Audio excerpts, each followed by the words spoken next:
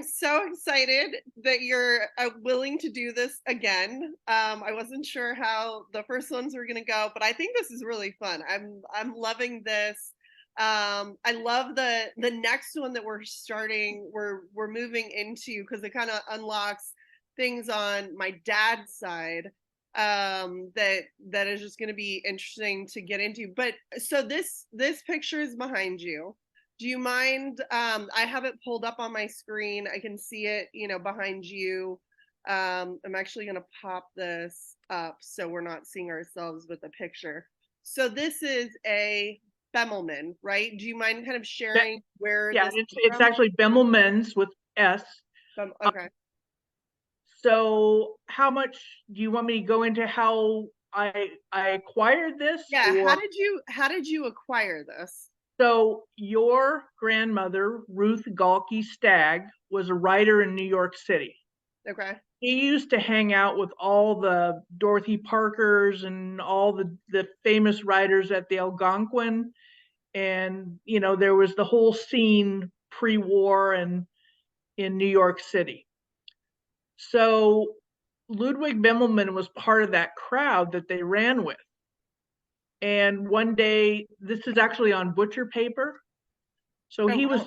Okay. scrawling stuff on the butcher paper that was on top of the table at the restaurant. So Is this isn't at the Carlisle?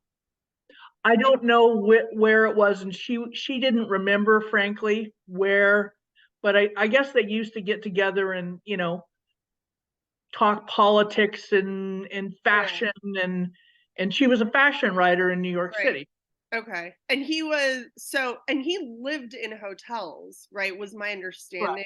Like his uncle had hotels when he came over from Europe and then stayed in hotels and had a stint at the Ritz. And then the Carlisle obviously is their famous bar with a lot of his art. So that said, so this is Ruth. She's originally so my grandmother from North Dakota, and she was definitely a feminist before I think that was really a thing, or maybe it was a thing. But I love this article. I actually have this in my hallway about the women revolting in Grand Forks, North Dakota in 1927, which I think is hilarious. But anyway, back to Bemelman.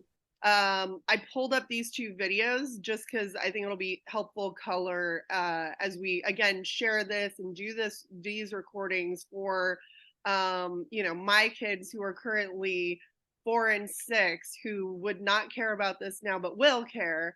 And I'm excited that we're getting to preserve this story and vault this for them. So I'm Can gonna I go. can I throw Yes. one thing Yeah. in about Yep. your grandmother that I think is important for people to Yes. understand too?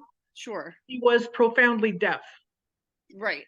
Yep. She could hear, but she basically, from I believe it was scarlet fever, Yep. she lost her hearing, and everything she knew about the world she got from reading lips and reading books and newspapers. Hmm. So she Right. was a little unique in some of her positioning. Right. Yep. Okay.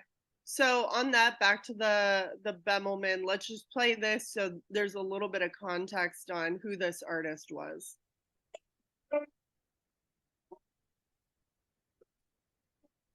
Welcome. This show has been the most fun show I think I've ever done in my life. It has been a joy.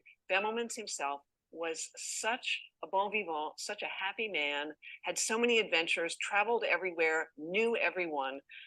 Following him around was like being a paparazzi. Only he died in 1962. So here I am following him over 50 years later. Everybody thinks Ludwig Bemelmans Paris, but in fact, he was born in Austria into the hotel business. He was everywhere all the time, very, very smart, but not a student. So by the time he was 16, he was in trouble with the police. They were at the door. He had shot a waiter who was bullying him. And he was given a choice by the police.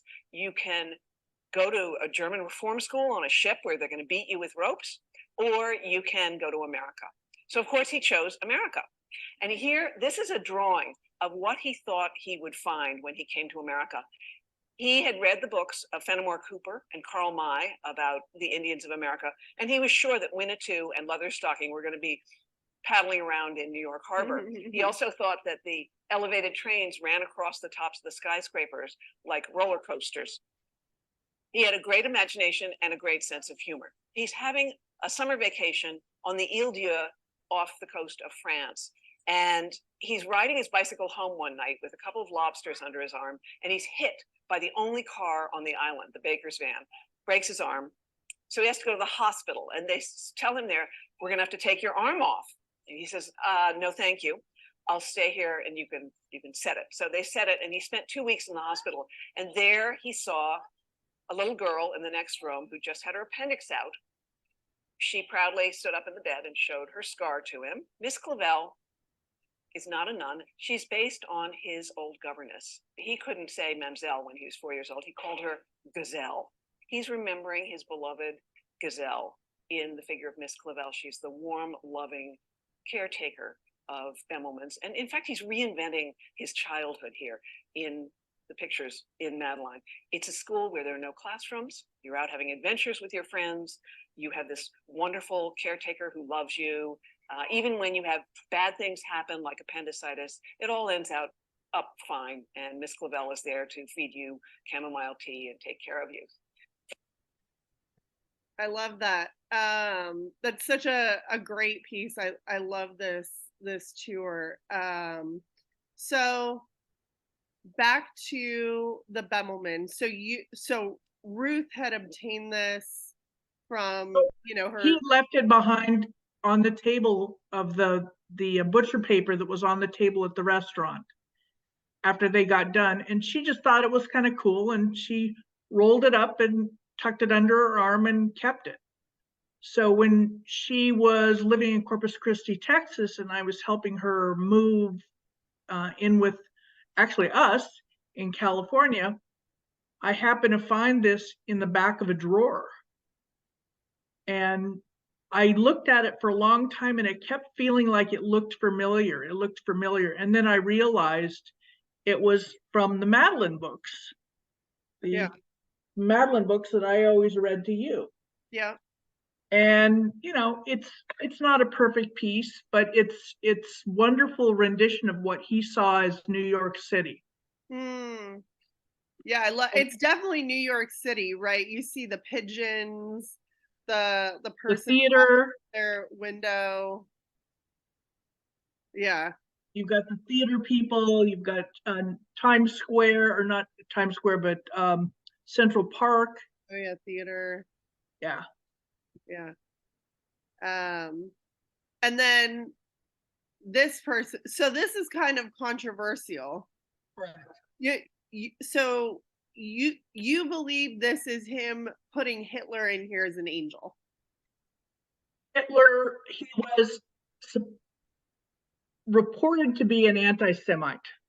Whether he was or he wasn't, I'm not going to say, but it is interesting to see that is, according to Ruth, that was a rendition of Hitler.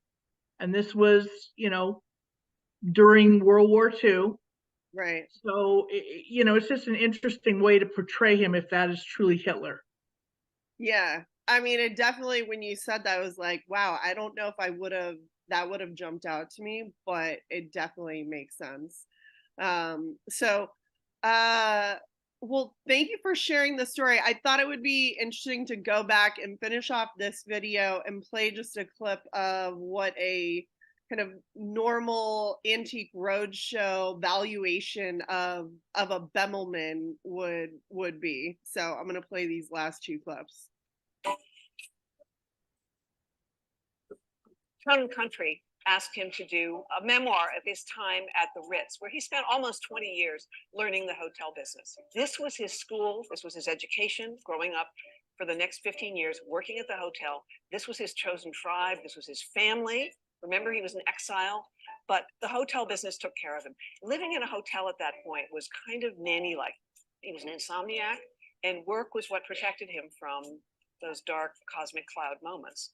So he worked all the time. Madeline in London.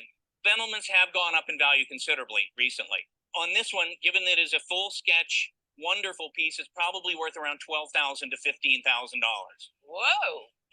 And this one, Mr. Noodle, is, although not as famous, certainly in a great category, wonderful sketch, and is worth probably around $5,000 at auction. So Really? you done good. I am Got it. astounded. That's great. Congratulations. It's a great pair. Good. Thank you so much. You're certainly welcome.